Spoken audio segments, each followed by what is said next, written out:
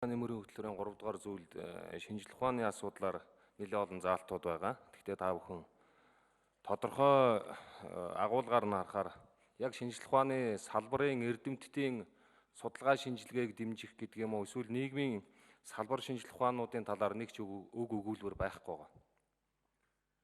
Тэгэхээр энэ ерөөсөө байхгүй асуудал орсон байна гэдэг агуулгаар ийм томьёололоор оруулж байгаа. Манай гишүүд энэ дээр бас анхаарна үз 3-2-30 дээр шинжлэх ухааны салбар эрдэмтэд хүрээлэнгүүдтэй хамтран ажиллах шинэ технологи хувийн аж ахуй нэгжүүдийг урамшуулах механизм бий болгоно гэж 3-2-32 дээр шинжлэх ухааны технологи инновацийн салбарт олон улсын жишгт нийцсэн барилга байгууламж лаборатори орчин нөхцөл дэд бүтэц бий болгох 3-2-34 дээр хүний нөөц гэсэн ийм л нэг заалтууд байгаа юм л да.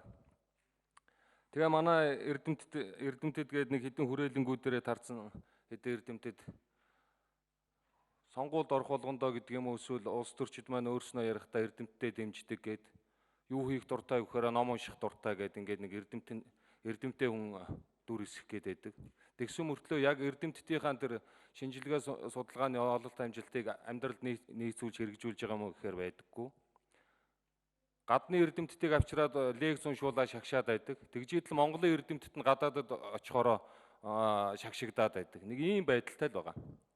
Тэгэхээр үнэхээр энэ огт байхгүй ийм заалт орсон байна шүү. Манай гишүүд бас энэ дээр анхаарч манай нийгмийн бодлогын байнгын ороо бас тэмцсэн учраас нэг тийм төсөв мөнгө нэмэгдээд явах юм бол гайгүй баг.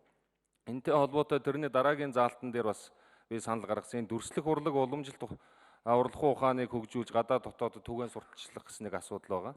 Энийг бас та бүхэн нэг эргэж хараарай. Мөрийн хөтөлбөрт ерөөсөө бас байхгүй. Яг яс юмн дээр Монголыг дэлхийн урлагт танилцуулдаг юм чинь ерөөсөө Монголын уламжилт урлагуу ухаан дээр нь дүрслэх урлаг байдаг шүү дээ. Үсгэлэн гадаад дотоод арга хэмжээнд дээр Монголын дүрслэх урлаг явж идэг. Монголын уламжлалт урлагуу ухаан буюу тэр хөөмөл баримл гээд Занвазрын 21 даригч гэдэг ч юм. Тэгэхээр энэ асуудлууд ерөөсөө мөрийн хөтөлбөрт ороогүй байгаа болохоор энэ хоёр заалтан дээр та бүхэн маань эргэж харж үзээд энэ төрийн байгуулалтын байнгын орооноос оруулж ирсэн саналыг бол битгий дэмжээч гэж хүсэж байгаа. За баярлалаа.